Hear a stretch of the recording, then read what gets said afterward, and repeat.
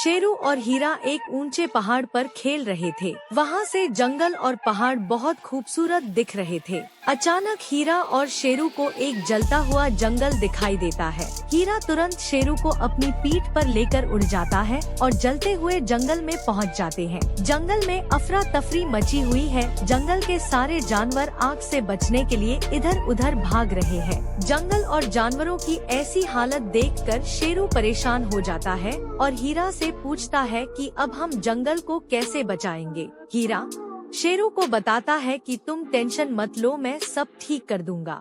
इतना कहकर हीरा आसमान में उड़ जाता है और जलते हुए जंगल के ऊपर जाकर अपने मुंह से ठंडी बर्फ जैसी तेज सांसें छोड़ता है और थोड़ी ही देर में जलते हुए जंगल को शांत कर देता है और नीचे शेरू के पास चला जाता है। शेरू और हीरा और जंगल के सारे जानवर बहुत खुश होते हैं और मस्ती करते हैं। शाम होने वाली थी। शेरू और हीरा जंगल के सभी जानवरों को बाय बाय बोलकर अपने घर को चले जाते हैं। घर जाने के बाद शेरू हीरा को ताज़ी मछलियाँ खिलाता है और उससे पूछता है कि आज तक जंगल में आग नहीं लगी तो आज आग कैसे लगी। हीरा बोलता है, जरूर कोई इंसान जंगल में आया है, उसने ही आग लगाई होगी।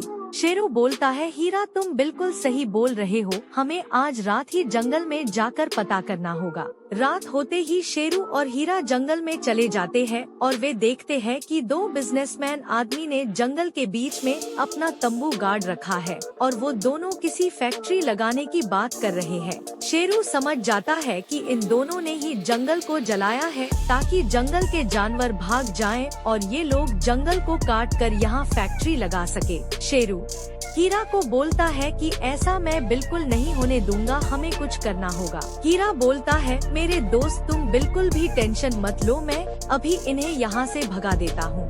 हीरा दोनों बिजनेसमैन के सामने चला जाता है और उनके तंबू के ऊपर अपने मुंह से तेज आग निकलता है और उनके तंबू को जला देता है। ऐसा देखकर दोनों बिजनेसमैन डर जाते हैं और वहाँ से भाग जाते हैं। उन्हें भागता हुआ देखता शेरू और हीरा बहुत हंसते हैं। हीरा शेरू को अपनी पीठ पर बैठाकर घर ले आता है और दोनों सो जाते हैं।